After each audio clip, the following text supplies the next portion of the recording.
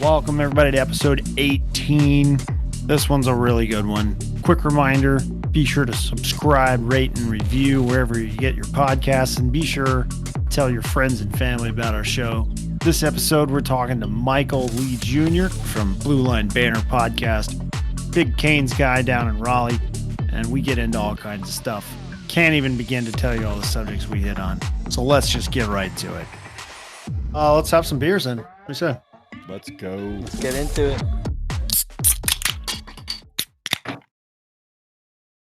So, Eric, I've been hearing about this beer all week that you're going to be drinking tonight. What is it?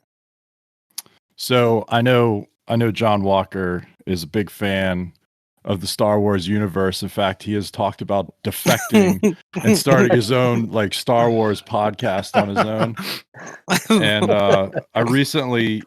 I wasn't going to do it, but then I recently started watching the Mandalorian series on the Disney Plus, and it's actually good. So you were right.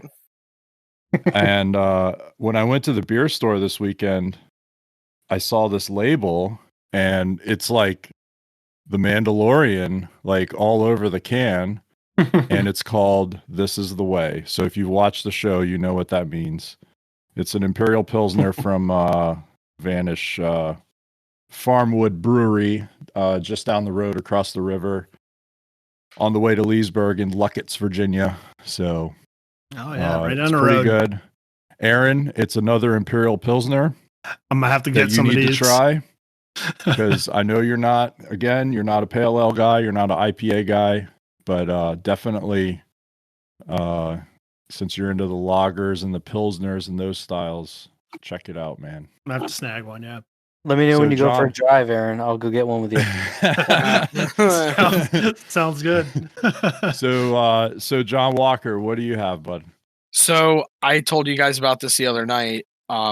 Eric and I think everyone is a big Top Gun fan. So I guess we're sticking with the entertainment theme. I have a Buzz the Tower Visa from Calvert Brewing Company.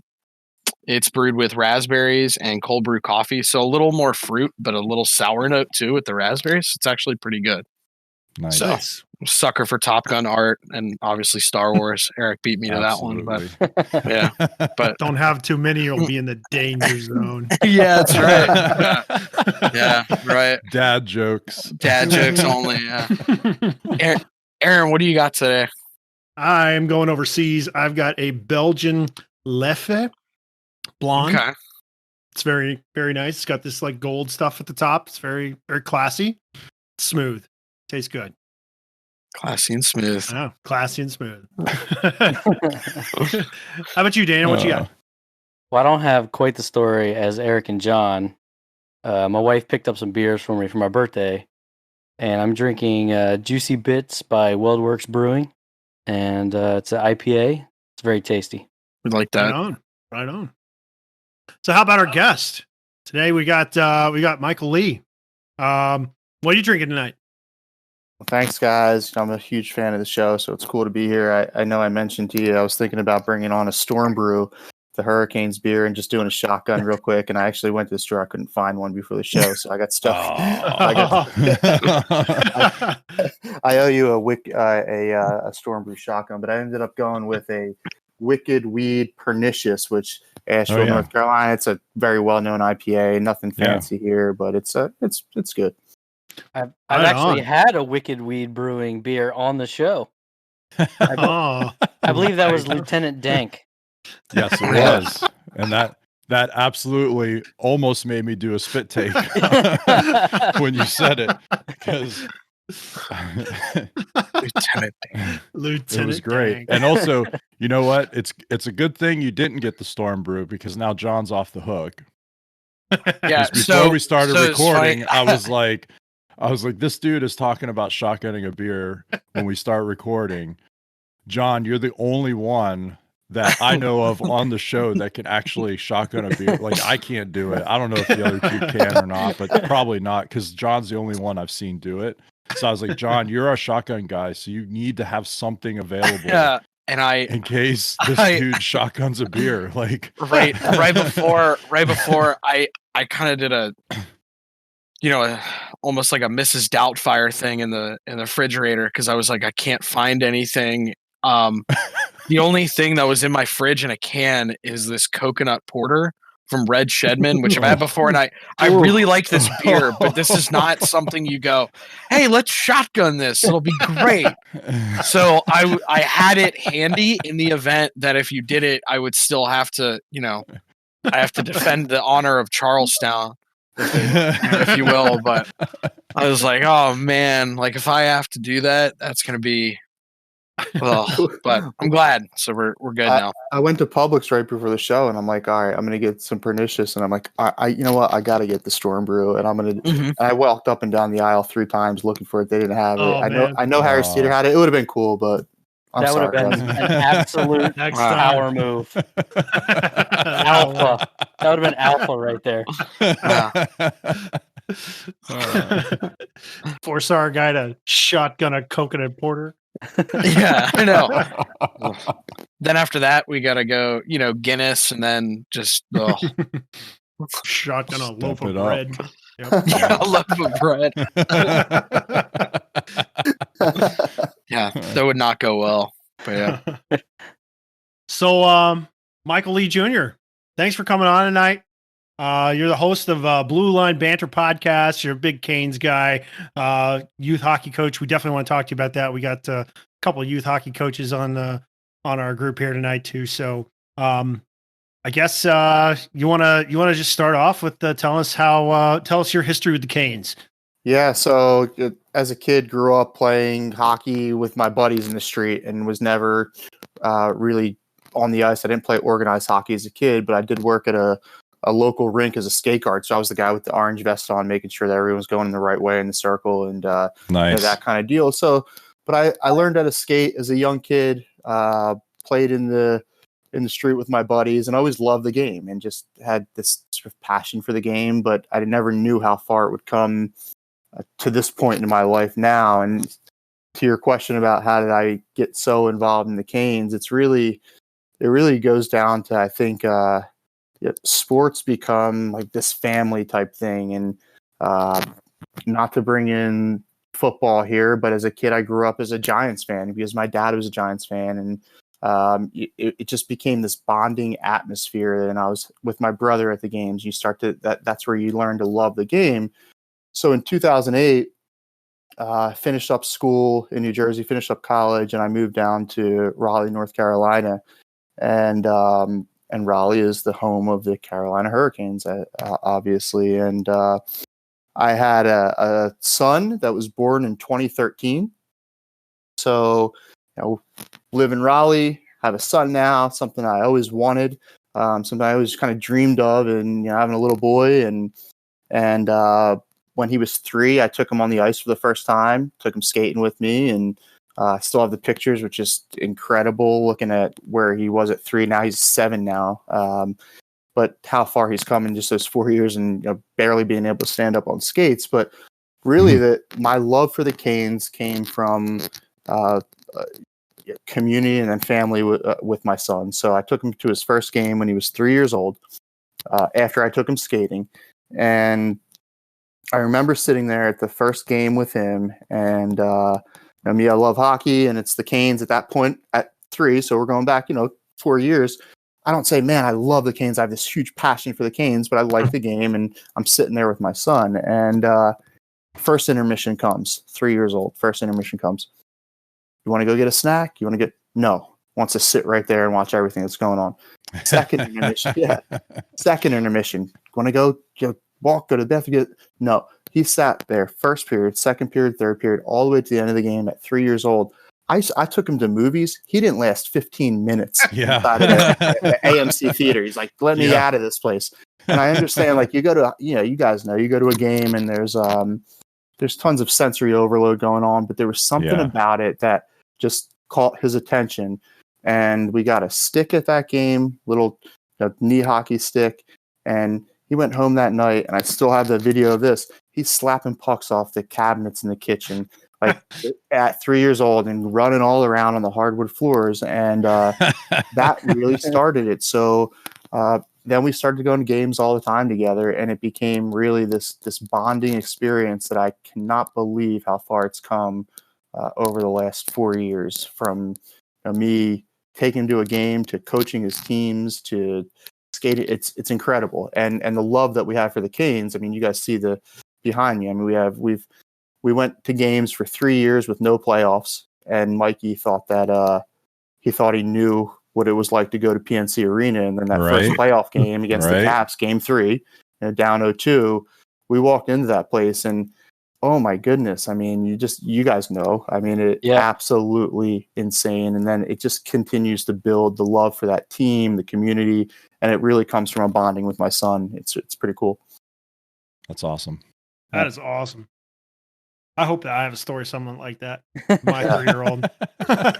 I took my 2.5-year-old to see Maryland Black Bears play, and right before everything happened, it was like March 5th or something like that. So, man, same sort of story though. It's like intermission comes along, and he was just glued to the glass because he wanted to watch the Zamboni, and he loved it. He had a blast with it. So I think that it's the sort of thing that you take them once, and that's you're making a hockey fan by just taking them once to one game. So that's a great story though. Yeah, so pretty cool. And then so now I'm as big a Canes fan as anyone, and I've told you guys that. And some people say, I've been a Canes fan for 20 years. I'm like, I've been a Canes fan since my son was born, and I'm as big a Canes fan as anyone out there. Yeah, I love them. Yeah. So you weren't quite as big of a Canes fan in, say, 2009 when a certain Evgeny Malkin swung from behind the net and lifted one off the backhand? Geez. You had to go there. Wow. Look at the dagger. I mean, I know the exact player you're talking about. Obviously, everyone does. I see the Penguins flag flying behind you, proud, loud and proud. But I didn't think it would start this early, guys. I mean, welcome to the show. Welcome to the show, man. There's no hockey till January, so we got to get in the mindset, I guess. Yeah, we got to, Well, and okay, since we're bringing all this stuff up, I mean, the real reason why I think we're all here tonight is because one of us maybe said something about what they've done. The Canes quote unquote retro jerseys or reverse retro jerseys. They're actually the Hartford Whalers uniforms that are like gray instead of white or something. I don't know. I don't quite understand the design, but I don't believe in appropriating like the old franchises culture and history and everything. Like they have, like, the Canes have a legitimate history. They won a cup in 2002, right? Like that's legit. That's a real franchise, even though I don't like them. And I don't like a lot of the stuff that they do, and I don't like a lot of the stuff that their social media does. But so time out. What do you like, Eric? Anyway, I think you're only solidifying his Mike's thoughts that it's one of the greatest rivalries between the Canes and Caps. It very well could be. Very well could be. I mean, at this point in the arc, right? Like, the way I look at the Caps and the Canes is one is trending up, one is trending down. The Canes are trending up, the Caps are trending down, and they're kind of at this like nexus in that arc. And that breeds a really good rivalry. Absolutely. And yeah. after what happened a couple seasons ago, it only made it stronger for me. And I remember being at I think it was at the end of the 2008 season. I was at a Caps game with a hockey buddy of mine.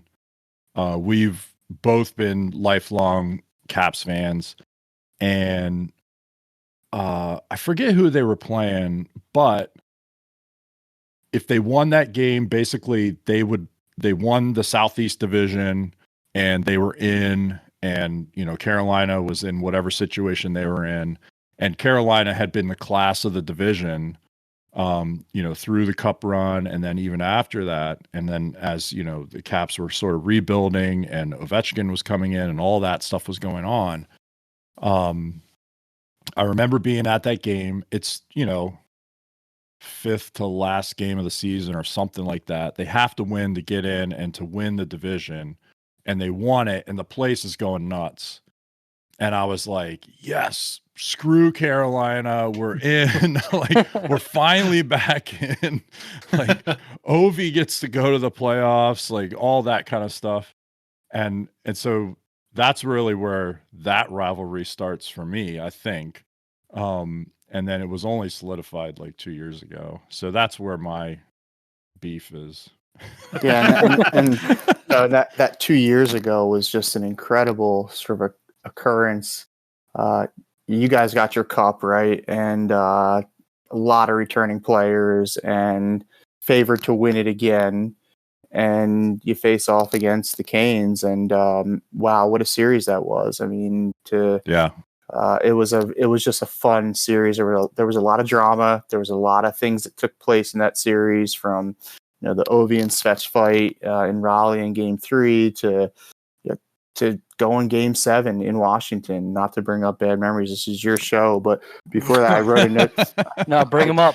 No, Yeah, I wrote down a note. I mean, because I wanted to make sure I brought this up. The Whalers stuff, there's going to be people are going to think differently about that, and I think it might be split. I don't know. It may even. I absolutely have a bias being down here in Raleigh because everyone loves it. The kids love it. They think it's the coolest thing. And is it a test? Is it an adage to the historic Hartford Whalers team? That's the way some are viewed down here. Does the Canes organization view it as, hey, we're going to sell more jerseys? Of course, this is a business. Does like they want to do that? Of course, they want to find ways to do that. They have the rights to the jersey. Do the folks that are up in Hartford think like, man, that's not? There's so many different ways that you could cut this thing. But so I think I could see both sides of that one. But the Canes social media team, that's going to become a case study on social media in sports. I mean, they are absolutely incredible.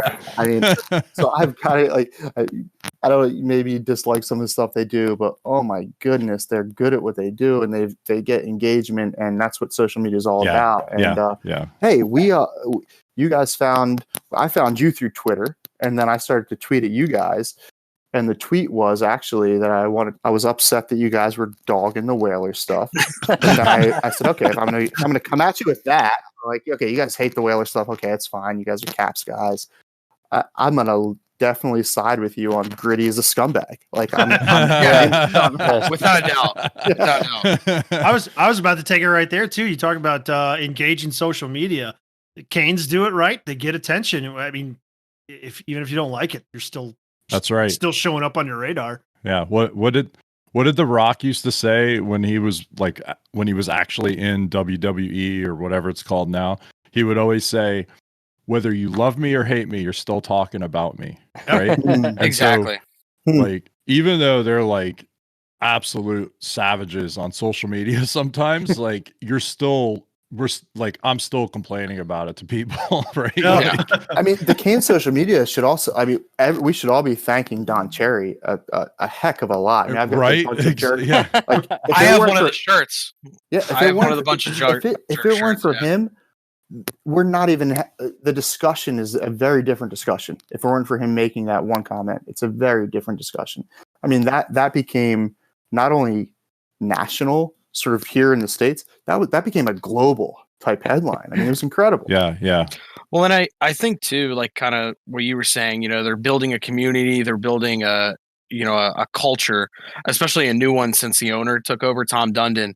You get something, I mean, as goofy as it is, a rallying cry or like a tag name, almost like they don't like us type of thing. You can use that internally. And then because of what they were able to do with it, 2 seasons ago, and then continue it this past season where they had good, they had a good team on the ice. And then they even had a great story with David Ayers. I mean, that, you know, like you can continue the stories. Like, that's 2 seasons. They were able to do something story wise that just took them to the next level, I think.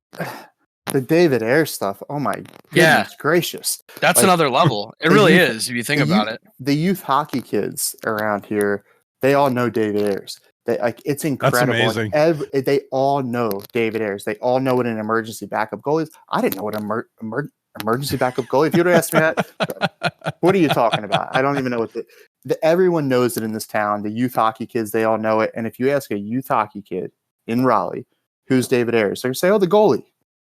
Yeah. The guy that won us the game against the team he plays with. Yeah, that guy. Unbelievable. Every single one of them, they all know it. They all know it. And then the Canes, they took that and ran with that. I mean, I think they sold more David Ayers shirts than they sold, maybe not, a bunch of jerk shirt, but oh my goodness, like dude, who cares? I mean, bunch of jerks, David Ayers, wow. From a merch standpoint, incredible. Yeah, pretty much anytime you got something interesting happening, I want to bring up Gritty again. I mean, he's a scumbag. God. He's an absolute just menace. He needs to be in prison. He's a criminal element. How many kids does that guy have? He's got like 17 illegitimate kids from that many girls. Like, what the hell? And they're like, that guy's a scumbag. But you know what? We're talking about him. And the Philly social media is great with it. It's right, hilarious. But he's also yes, he's a scumbag and he's a cokehead and he's he's a terrible whatever he is. I don't know if he's a person or not, but we all love him. He's the best mascot in the NHL. Absolutely, hands down. Yeah, he's pretty cool. Yeah, he's pretty cool. Yeah, he should be in jail. Yeah, should be in jail. Should be a criminal element. Now Beers in the Lot is calling for Gritty to be in jail. Yeah. No, but it's interesting. You kind of, as a Canes fan down there, you bring up the social media. It's a good way probably for a lot of people, especially in that market where hockey may not be at the forefront because it is a newer sport to that region. You're bringing up the social media. It's a good way, I bet, a lot of people either get gravitated to the Hurricanes or kind of get involved one way or another, even if it's as simple as just watching a few games on TV, maybe buying a hat when they see it or something, it gets them engaged. Yeah. And even a step further than that is social media is about being social. And if you have a social media account like the Canes where you have a bunch of followers, something that I noticed that they do, and I'm sure other groups do this as well, but they respond to the fans, they engage with the fans. So then, it's not just us being social with them, they return that. And then when you start to combine that together, you feel like you use the word community. If it's just us saying, Canes, we think you're great. But if they respond back saying, if they say good morning and you respond back saying it's now you start to create community, and they actually respond to fans a lot. They do things a few times a year where if you do certain things, like they'll follow the fan accounts, and so they really engage with the community from a social standpoint, and I think that probably creates some kind of different. I mean, social media is new to all of us. I think that creates some kind of maybe allegiance that's slightly different. Definitely. So I wanted to ask you about the Svechnikov goals. What are your thoughts on his lacrosse goals? The lacrosse goals, I mean, so I brought up something about David Ayers where all the kids around town, all the youth hockey players, they know David Ayers. I mean, you got kids around here now, these youth hockey players, they're picking up the puck on their stick and stuffing it in mailboxes. I mean, that's awesome. The lacrosse goal is the thing to do in Raleigh, North Carolina. And there's not a single practice that goes by where some kid's not going behind the goal trying to pick it up. And these are 7-year-olds, and none of them can do it. Just seeing them try it is just phenomenal. So, all right. So, but what do I think about the goal? I mean, look, obviously, the Michigan. I mean, we all know that. Mike Legg. Yeah, Right. but yeah, exactly. But seeing Svech do that the first time that's ever happened in the NHL, pretty incredible. And then he does it a second time. It's like, Right. whoa, like what in the world? And then it happened again, not with Svech, but It was Forsberg in Nashville. yeah, exactly, Yeah. exactly. He yes. did it like on the backhand though. Like He did it on the backhand, ridiculous. and it may have been a little sicker than both of the other Svech ones. Right. I mean, yeah, exactly. And then they So- put it in NHL 21 too, in the new. Yeah, which Yeah, is yeah. like nearly impossible to do in NHL. Oh, yeah, I can't- I've never What's done the it. button combo for that? Like whatever. Okay. It's probably harder than a Mortal Kombat fatality. I'm sure it's probably hard as hell. But yeah, to those goals, I mean, you have a 19-year-old who's innovating in the league, and the goalies they fucking hate it. Obviously, they don't like that. Like Nope. they do not like that. It's like somebody But, kicked their dog or something. Like, Yeah, it's like, what are you doing, stuffing that thing up over my shoulder? Like, no. But you got a 19-year-old innovating in the league, and then you hear the whole backstory. It's like, his brother Evgeny taught him that move when they were kids on the pond, and like it's just kind of neat. And then he brings it. Guy makes the NHL, a 19-year-old, and he's just having fun out there, and he stuffs one in, and then he does it again, and then I don't know. I mean, will that continue to happen? We'll have to see. What do you guys think? I don't know. I will be very curious to see the first time someone tries it and a defenseman comes around the corner and just buries him. Because I think that's I think that's the next thing. Because I know Matthews attempted to do it this past season. He didn't have enough time and just kind of bailed out. But there's a defenseman coming very hard at him, and I think he kind of thought in his head, if I get it up, by the time I get around, I'm going to get clobbered. Yeah, well, after Svechnikov did it the second time, and we watched some replays, and everyone was looking for it, and they were ready to clear him, the F out. Oh yeah, Put him through the boards. Yeah. Yeah. So you do it once, do it twice, third time, maybe not. Yeah, he does it so quick though. Like it's very hard to defend if you're not in position. I mean, you're not going to get to him because he does it so quick. Yeah. Speaking of Svechnikov, like I think that Svechnikov, Aho, Teravainen line, like that obviously it's a legit number one line. It's a dominant number one line. But I'm wondering like where, and you're the Canes guy. So where does the other scoring come from for that club? Like I know they have Dzingel and Trocheck, and they picked up fast, and like these guys, like where is the middle six? Like where do they get the rest of their scoring from going forward? Especially since I think, like I legitimately think they're on an upward trajectory. They've been in the playoffs the last two seasons. They've had success against really good teams. Who are the guys that are going to propel them, forward at this point? Yeah, I mean, I think Fast definitely steps up there. There's no doubt that with Justin Williams going, you can't replace Justin Williams, right? No question. That's right. Not. But he's a guy that's loved in the locker room, and he can, he could light the lamp a little bit as well.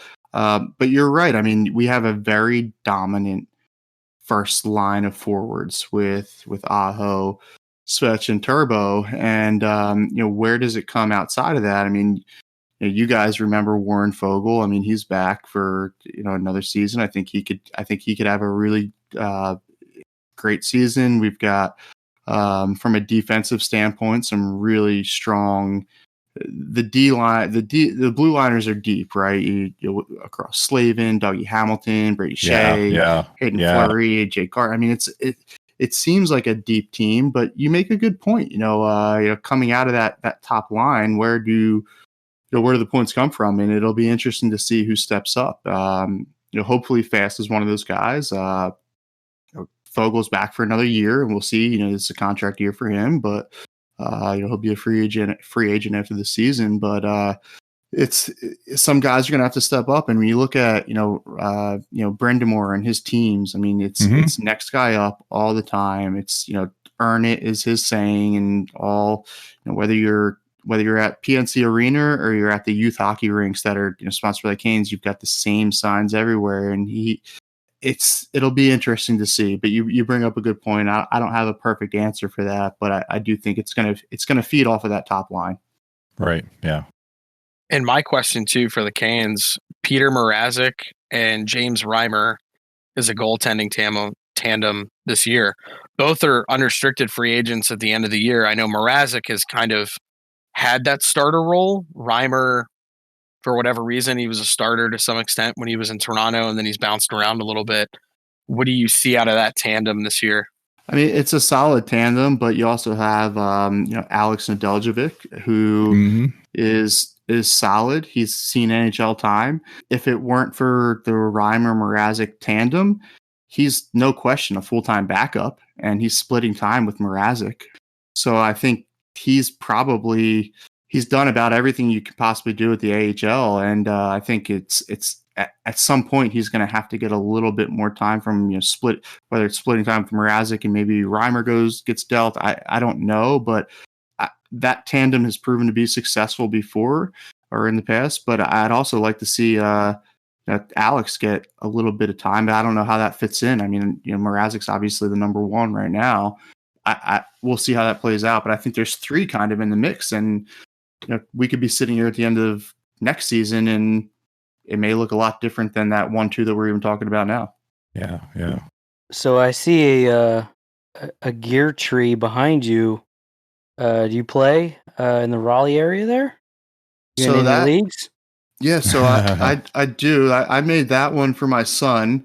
So I made one for him. He thinks it looks like a robot. It's just some PVC pipe put together, and he thinks it's cool. And I'm the one that ends up hanging it up. I'm like, all right, let's teach some responsibility and get that stuff out of the bag, hang it up. Such a battle, man. I'm telling you.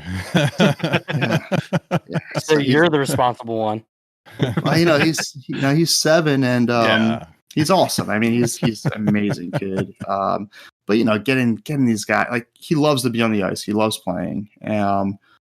But once he's not playing, it's like, it just doesn't register. I'm like, hey, we got to get the stuff out of the car. We got to get the equipment out. And but at this point, I don't mind it. When I say I don't mind, I actually enjoy it. I enjoy kind of the whole process of this whole thing with him. But yeah, I'm playing. Well, that's not. I can't fit into that stuff there behind me. I'm getting out there and doing my best to play. I got involved with some guys and started coaching, and I had this kind of burning desire. I'm like, I really want to play this game on the ice and learn it and grow in the game. At an older age. I'm 37 years old, and let me figure out how to get involved. So I start to ask guys, hey, tell me, what's a lower C division look like? How do those games look? Do you think I could go out and play there? And guys like, yeah, I think you might be all right. What's an intermediate C look like? Tell me all about it. And right, yeah. So I start to ask questions and listen, and then one of my buddies is like, hey, we do a pickup on Friday nights. Why don't you come out to the pickup? And so I went out to a pickup, Friday night, 9:00 pickup. And I got to tell you guys, I mean, I was a big soccer guy growing up and played soccer all through high school. And I'm 36 years old on the bench for a Friday pickup and waiting for my turn. My heart is just bumping out of my chest. I'm like, oh my gosh, I'm about to go out there and skate with these guys. And hop out and then it just continued on. My love, from that moment, it just continued to grow. And then I got invited to play for a team, and the guys that I play on a team with have become, I mean, we've been through a lot here in 2020 with everything that's going on, rinks being shut down. Yeah. And these guys, I mean, our email chain keeps me laughing in tears, with these guys on the team. And there's something different about hockey for some reason. You guys have been around for a while. I'm still figuring it out, but there's something different about the sport and about the people that are involved in the sport, whether it's the coaches, the guys that I play pickup with, the guys that I'm on a team with now, where everyone seems to just it's weird. I don't know what the answer. Like everyone's looking out for each other. Everyone is it's whether it's your first time on the ice or you played college hockey and you're out there. It's just such a interesting thing that I'm kind of figuring out here. It's just, and I've got this passion and love and burning desire to just keep going with it, and it's pretty neat. Yeah, it's kind of like once you're in, you're in. Mm-hmm. Like you start coming out to play, people are like, "Oh, there's a new guy out here. Let's start passing him the puck, right?" Mm-hmm. And then you start telling him just little things about his game that he needs to do, and gradually, yep, through the community, everybody just gets better. Yep. Well, you're right. It's like you say, let's pass him the puck. I mean, I remember my first pickup, and a lot of these guys can skate, and at that time, I may have been the worst one on the ice. I probably was. But when I got the puck, and if one of the fastest skaters was on the ice, I mean, he played down and he kind of he didn't. It was crazy and it was really amazing. And now I could play, tomorrow I'm going to play pickup in the afternoon with a lot of the same folks that I knew from that first one. And I get better each time. And now I could actually kind of play with them. And then I'm also seeing people who are coming in who it's their first time. And I'm like, and it's just very, very interesting. I don't know if there's another sport where, I played baseball, basketball, and soccer. I don't know if at this age, right? So you get to your mid-30s where you've got adults that are going and playing this game like this. That's right. And welcoming everyone, saying, hey, come on out. Come on. Mm-hmm. I don't see it. I don't think that there is. And I tell everyone, I'm like, I want to find out, like, what is it about this game that and these people that are involved in this game that makes it so special. And maybe one day I'll find out. You guys have been around. Like, maybe you guys have the answer, and you'll tell me. I don't know. It's Canadians. No. Well, yeah. I was gonna go with it's the beer afterwards, but yeah.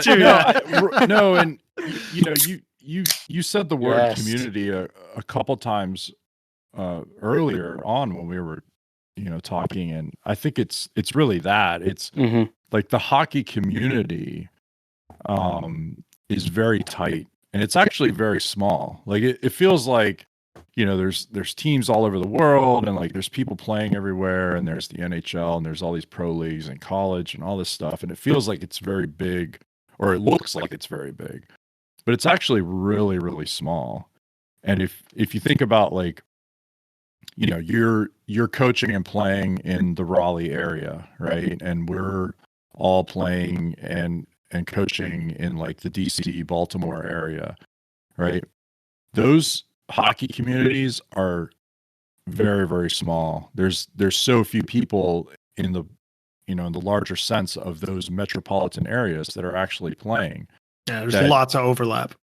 Right. And you're there's like the 6 degrees of separation. Your degrees of separation from all the other people that are playing hockey in the area, it's like 3. Like, it's right. It's not that far. Yeah. So, when somebody comes into a new group or a new team or a new league or whatever it is, at whatever level it is, because we're all already part of that community, like, you're just accepted, automatically, because you're already part of the community.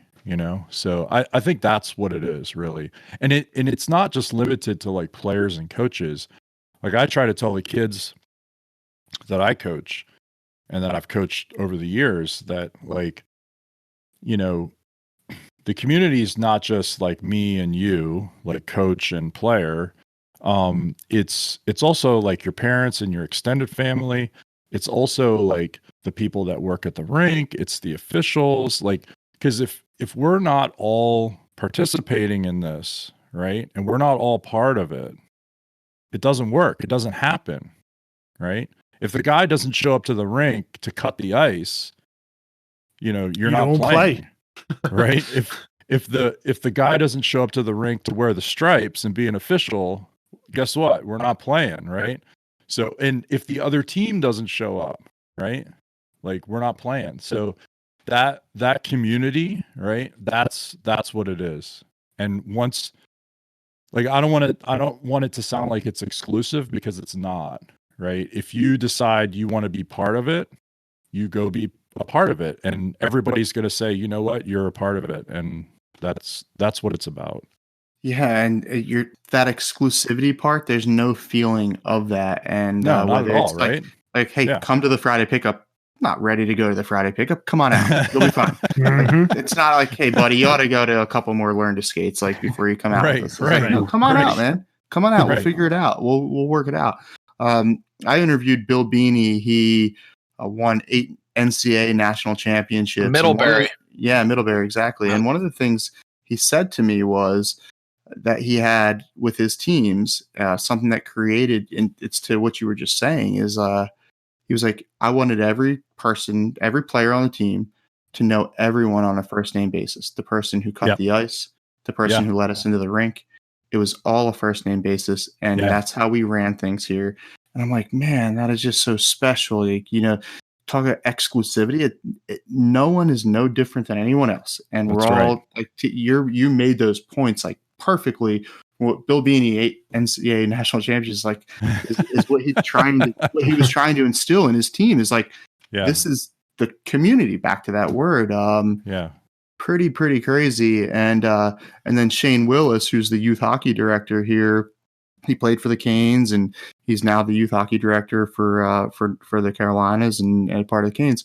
One of the things that he said is every single time I do so back to another one of your points here. Every single time I do a camper clinic, I tell the kids after they're done, when you get out of here, thank your parents.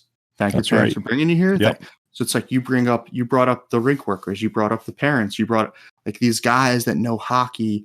All of those pieces have to come together. And if you're not respecting it and recognizing all of those pieces, maybe validation of all your points, obviously. Yeah. So it's funny you mentioned Bill Beanie too, and like John, obviously perks up because when we were coaching together and stuff, like, so Bill Beanie and Middlebury's known for like their small area games, and like that's basically all he used in practices, right? So like when I'm coaching, not with like the larger age groups, but with like if I have teams that are like going to tournaments and that kind of thing, in my practices, all I'll use is small area games. That's it. I don't do any kind of like weird, drills and put cones on the ice and all kinds of crap and all kinds of, stuff like that. I just have either 2 or 4 nets, and I literally take the small area games that pretty much he developed at Middlebury, right, and use variations of those for an hour.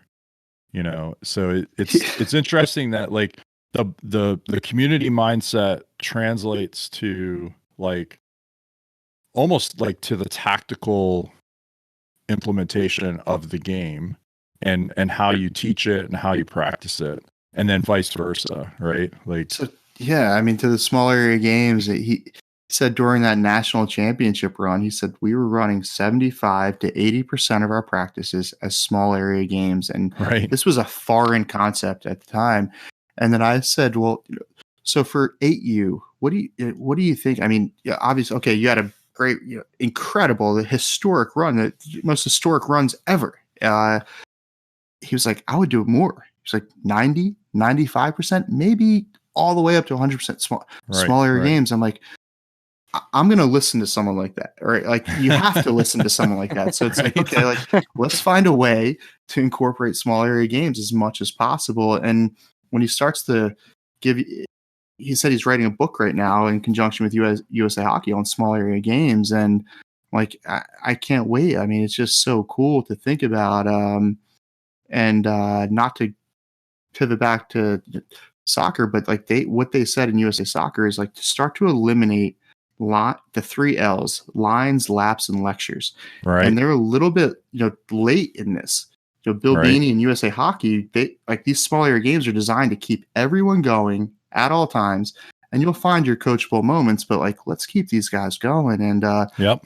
there's something special, obviously, with what he, 5 straight NCAA national championships and 8 overall at Middlebury. I mean, incredible. And the funny thing is that you mentioned that one reason they started doing that was they were like, why are these Canadians so good at, for example, digging pucks out of the corners, coming to the front net, shooting? And the funny thing is they realized it wasn't because the coaches in Canada were teaching that. They were teaching more of these plain Jane systems that you see in the NHL, dump and chase, block a billion shots, yada, yada, yada. It's boring. All those kids are really excelling at some of those like in tight corner spaces or even some of those specialized skills. It's because when they were done with hockey practice all weekend and all week, they were hanging out on an outdoor rink. So they're getting that extra repetition of ice time. And especially when Eric and I coached 8U, I would have parents, well, you're not teaching them how to skate. I'm like, well, they're moving the entire time they're in this game.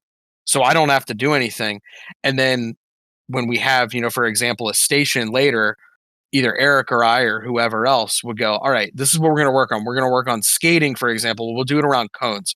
You just kind of hide it in a game or like an obstacle, and it kind of, because they're young, they get the idea. If I lined them up on the boards kind of the way I was taught, I don't see many kids, really sticking with the sport that long, and that's kind of lame. I'll be honest. Like I'm shocked I did it with my attention span, but yeah.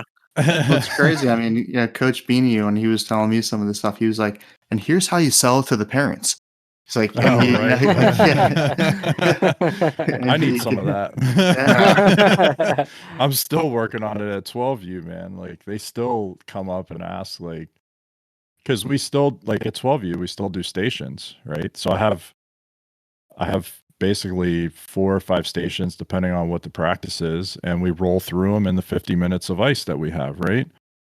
And I still have parents that come up and they're like, why are we still doing stations? Why aren't we doing like, flow drills and all the shit that you see on YouTube that NHL teams do at morning skate, right?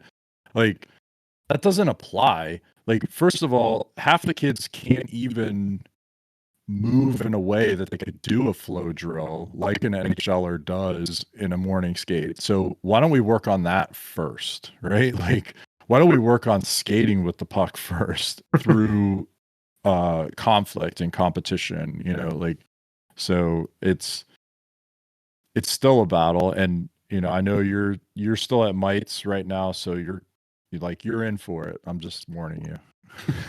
No, yeah, and you're very in for it. I know it, and that's one of the reasons why I'm just so I crave information, and I'm gonna lean on you guys, and I know I'm gonna come back to you guys and be like, guys, dude, like, hey, this is what I'm dealing with. What's up? Yeah, dude, I steal everything that I use in practice. Trust me. Yeah, I spend so much time like watching, obviously the USA Hockey stuff, but also like. USA Hockey, like the World Junior team, they tweeted out this thing that they were doing. It was like tag, where it was one-on-one tag. The person who was could skate forward. The person who was trying to avoid being tagged had to skate backwards, right? So you had to learn how to evade and avoid while skating backwards. I was like, this is genius. And this is the under 20 team doing it before the World Junior Championship. It's them doing their warm up, because I saw the exact same video. Yeah. It's them during their warm up where the guys are kind of getting loose, but you also got to think the mindset of those kids going. It's like, all right, we've been in quarantine for X amount of days, so instead of lining you guys up on a line like they kind of do at AHL and NHL development camps, this is the way we're going to do it, just to break you guys in.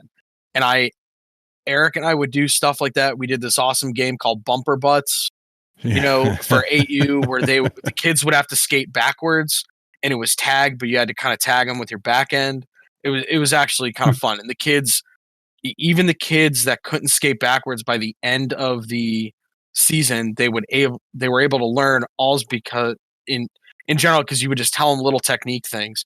Like, bend your knees, keep your head up, and just move your elbows one at a time. And naturally, just inertia will take you back. It's little things like that that just keep cycling through. And that's the biggest thing. Well, it's like at 8U, we've done, a station where we're doing freeze tag, and I'm like, man, I hope the parents aren't getting pissed that we're just playing tag right now. And then I see the same tweet that you mentioned, where it's like, the World Junior US team, they still play tag. They're playing tag, man. And the under 20 team's playing tag. Yep. And last night, Brendan Moore is at WCC with his team, his Junior Canes team, his son plays.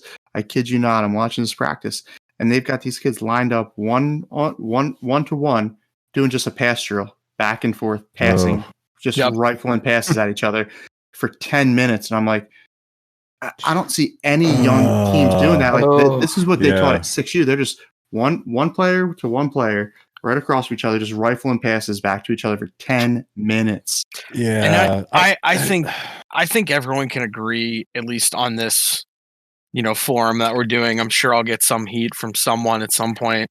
Like someone will call me out on Twitter like Mike did to you, Rigsby. But I think the one reason kind of, where it's the American development model, the ADM that USA Hockey came out when they did all this a few years ago, in conjunction with Bill Beanie and sports psychologists and scientists. They did a great job launching it, and I was pretty fortunate where I got to go to some of the USA clinics for ADM and whatnot, and kind of learn, the science behind it. And I loved it because I geek out on that. That's something I hold dear to my heart that I was able to do. But, I liked, especially when I was doing mites and squirts, I liked almost younger coaches, like newer coaches, newer hockey families coming, because I was able to kind of tell them, hey, this is the way we're going to do it, versus someone almost like myself to, I'll throw myself in it to some extent, where I was like, oh, I was taught, when I was growing up, I was doing that 1-on-1 passing drill. Like I was I was skating full length down the ice, doing backward skating, facing the board, looking back on it, insanely boring stuff that I'm shocked I still was able to do and able to keep with the game. And I was very fortunate because I took all those skills and was able to use it. But then when I became a mites coach, I almost stripped a lot of that, I'll say it, hard ass kind of mentality, where I was more the fun, goofy coach. I wanted to do the games. I wanted to do all that stuff. And at squirts, when I started doing that, I did kind of strip away some of the, some of it, but for the most part, the essence was still there. We're going to do something, but I'm hiding the actual skill in something else. And you see kind of the older coaches, especially from the Canadian or, older generations, they're sticking with that. Oh, well, this is how you learn how to pass. You just, you're going to go 10 feet over there and I'm going to try and hit your stick. And we're going to do that for 10 minutes at a time. And I'm going to skate by and say, you're doing it wrong and not really give you much direction and then go from there. And it's that, where we look at those kids like McDavid, Crosby, Stamkos, Draisaitl to some extent, all those guys that are super high end NHL talents, they're like, well, they were coached that way. And it's like, well, they were freaks. They probably would have ended up that way regardless of what sport. They're mutants. Exactly. They are, if you think about it. Well, and so John and I used to go to all the clinics together, right? And so I'll never forget the very first one that we went to before we went to Hooters afterwards. Yeah. This is level one. Yeah. At the end of the day, Ty Newberry, who's does he still run? He does. I know he does Maryland, Virginia. So I know that. I think they branched off, it's more centralized, but yeah. He goes, my goal is not, as a coach, my goal is not to get kids to college or pros or whatever. My goal is to get them to the beer leagues, because it means that they were lifelong players, right? And so that's really when it clicked for me. So beautiful. What we're really trying to do is instill that love of the game, which we all have, but do it in a way that is super effective, right? Make it super fun. Make those kids want to come back every week, whether it's practices or games, all that stuff. And all the things that we're talking about using games and not lining kids up and making them skate through, rote memorization of cone patterns and things like that. that's all the stuff that makes kids love the game and want to come back every week and come back every week for the rest of their lives. Right? Yeah. Like us, right? Yeah. So, I mean, creating that hockey player for life to where you just want to keep playing. And I think I'm seeing it early on. I mean, there's a lot of pressure even on these young kids. It's like, and it's just like, hey, let's just go out, have fun. Like Coach Beanie also said, it's like, go back to the pond where the kids are just playing the game and just having fun. Every kid loves it, right? Yeah. When you have an adult constantly telling you, hey, here's what you got to do. These kids go to school, they've got the teacher telling them what to do, an adult. They go home, they got mom and dad, an adult telling them to do. Then they go to their outlet, the game of hockey, and they've got another adult coach telling them, hey, here's what you need to do. And it's like that whole playground experience of just playing and having fun. The kids will keep coming back for that. Like they'll keep coming back for it. So if, like you mentioned the word disguise, like if you could disguise the things that are kind of going on and they're getting better while they're doing it, they want to do it. They want to keep having fun. They want to keep playing, and they play forever. And it's just and that's the beauty of it. Parents are the enemy of youth sports. That's I hate saying it, but I'm a firm believer. Yeah, it's so I'll true. say that.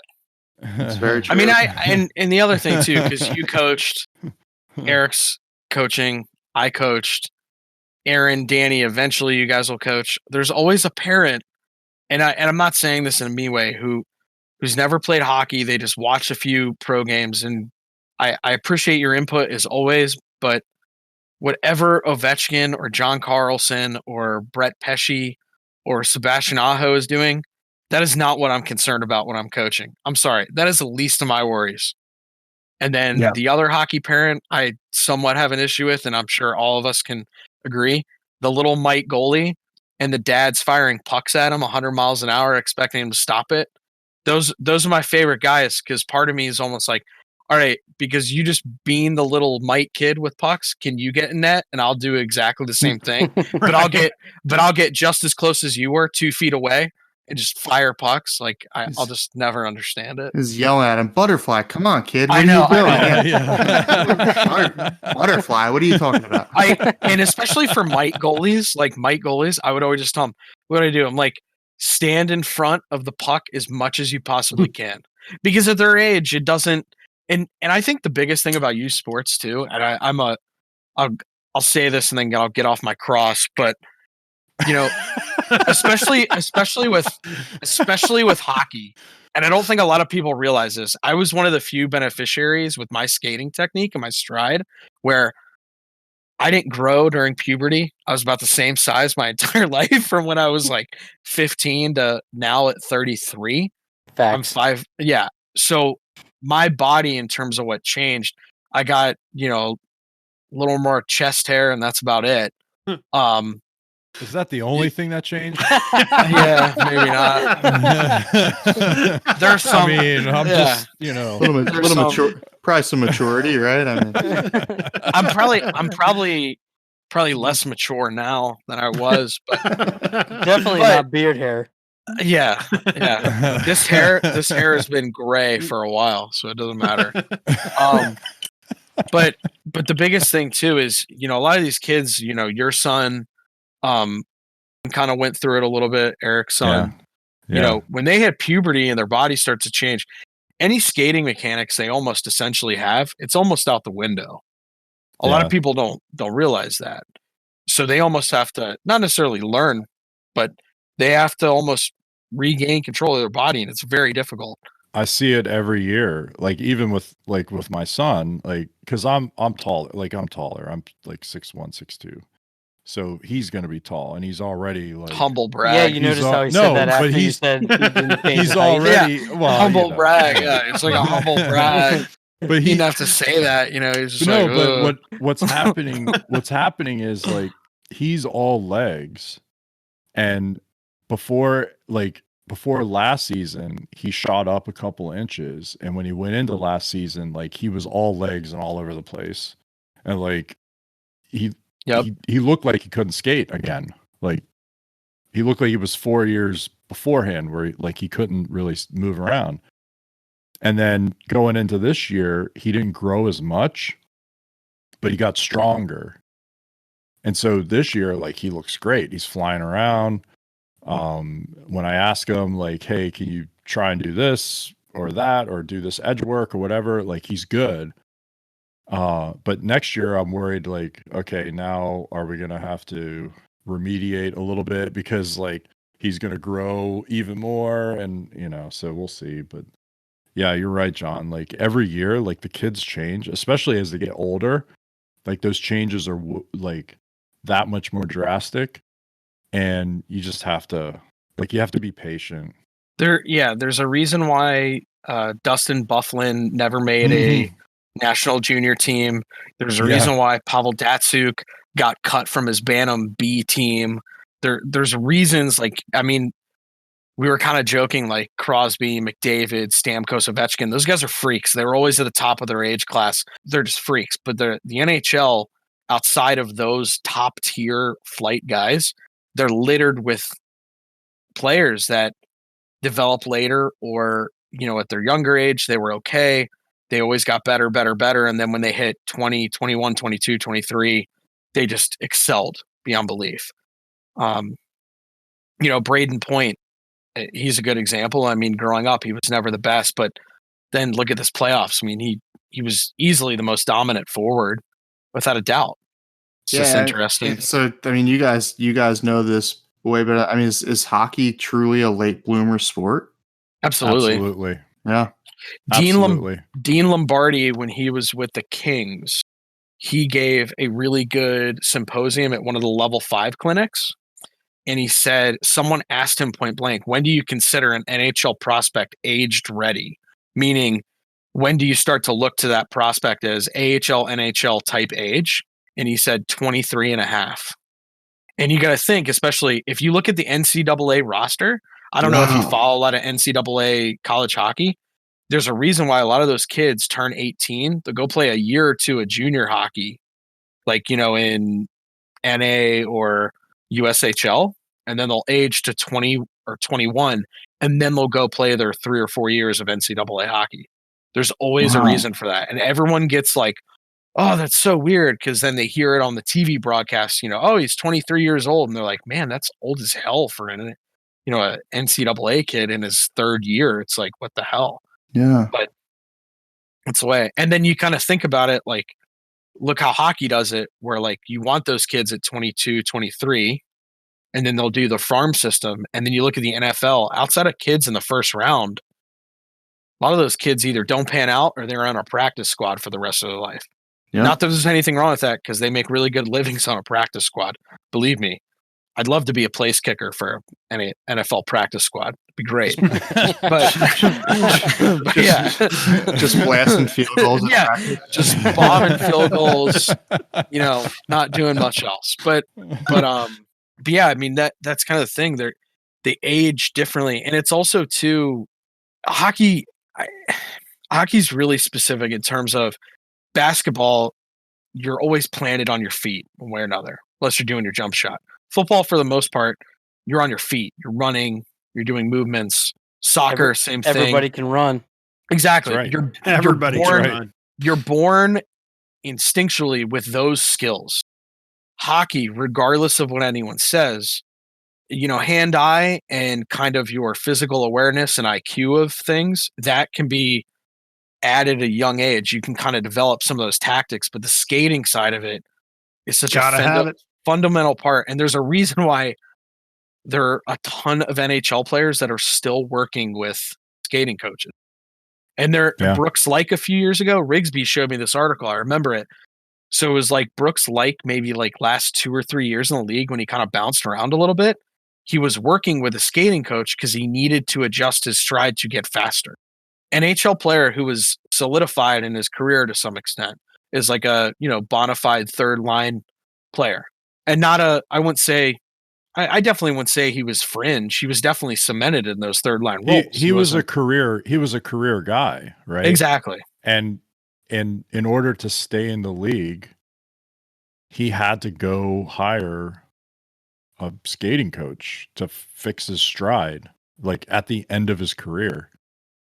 Like, actually, there's I'll I'll show you the video after, Mike. I'll either throw it on Twitter or Discord it to you. It doesn't have to go on the podcast because it's out. There's this great guy who does these skills camps with a lot of guys. He does like BioSteel camp and Gary Roberts camp. He's called Yuri Borski, and he's from that guy. He's in Canada. He's great.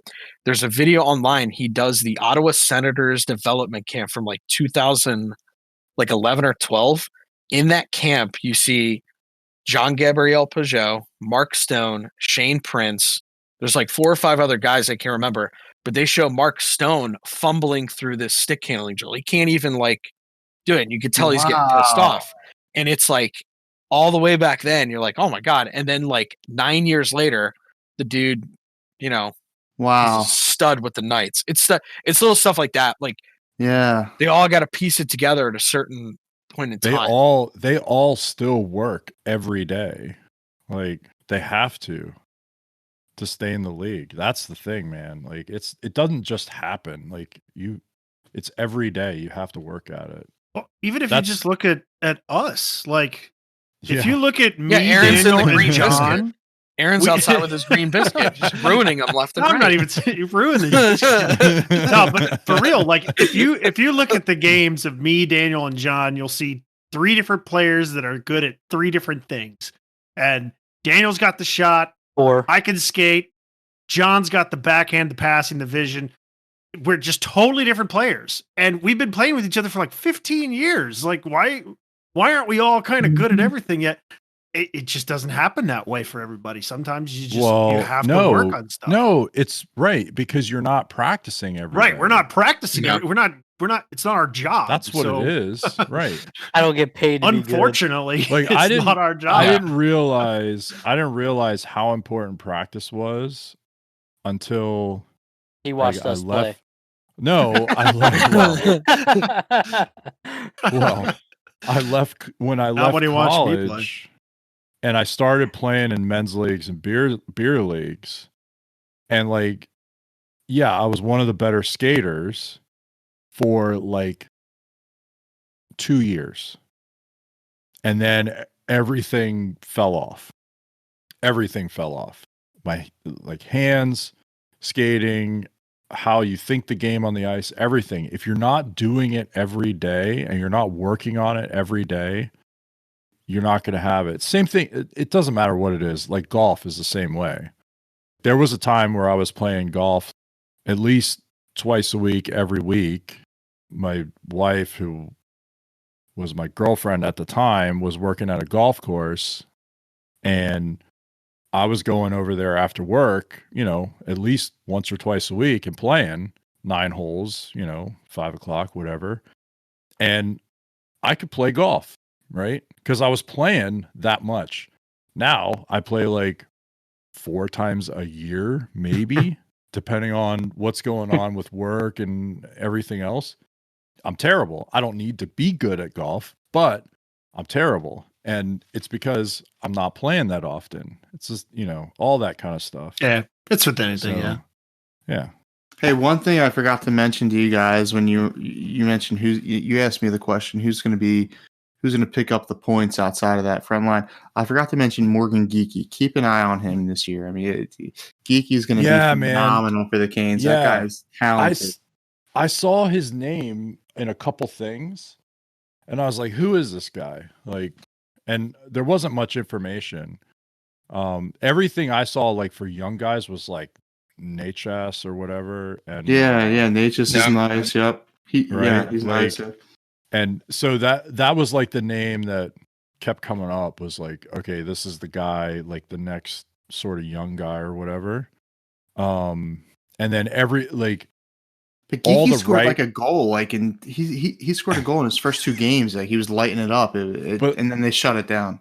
Like, all the writers were saying, like, Dzingel and Trocheck coming back, like, those guys have to have big years. And like, I don't know, because I don't follow the team, but and 2, especially with Carolina, I just looked up on Cap Friendly. They have 6 either UFA or restricted free agents after the season. Yeah, so half of their forward group. Well, and the goalie situation is messed up because they're both only 1 year left. Yeah, they're both 1 year left, and then they both almost make similar money. Reimer and Mrazek both make in the threes. Yeah. And that actually bothered me more. And Ned could actually. We'll see what happens there. I mean, after the season, I mean, I think he'll be. He's easily a backup. Yeah, it's like a Pittsburgh problem. I remember when Nino. I remember. Yeah, I remember when Nino Niederreiter was with Minnesota. I like a lot. I liked him, and I thought he would have the super high ceiling, and I just don't see it like in Carolina. And it's almost like, I mean, not to maybe it's not the right fit. Like, it's almost like Alexei Kovalev. He has these flashes of brilliance some games, and then he vanishes other games. He's just gone. What's the story on Nino down there? I think Nino just plays off of physicality. Like he just loves getting into it and like getting chippy and nasty. And if that's not happening, he's his game's just non-existent. But you guys have an incredible. Actually, I wanted to make sure I mentioned this. I mean, you guys got the Canes' best basketball player, TVR. I don't know if you remember the Storm Surge. The Storm Surge. TVR came through with a big dunk. He threw it down hard. So I'll always remember that when I see TVR with the Caps jersey on. I remember the big Storm Surge. He came down. It was during March Madness. He came down. He actually crossed over really hard and threw down this monstrous dunk. So we're gonna miss TVR, but Well, Mike, thank you so much for coming on, man. We really appreciate you taking time to talk to us tonight. Mike from Blue Line Banter. Thanks so much for coming on. And I guess Eric and John are going to see you on Thursday too, huh? Yeah, absolutely. You guys are going to make an appearance on Blue Line Banter. And you say thank you to me. I want to thank you guys. I mean, I discovered you on Thanksgiving Day. I was laying in bed late at night listening to your podcast, and I was dying laughing. I was dying laughing. Like, these guys are out of their minds. And it was just really, really cool. And to think, just a couple weeks later that we'd all be meeting and talking together is awesome. And I look forward to having you guys on in a couple days on Blue Line Banter. Awesome. Yeah, man. Look forward to it. Thank you. Yeah. Well, that's going to do it for this episode. Thanks again for tuning in, everybody. Be sure to tell your friends and family. We'll catch you next week. Thanks.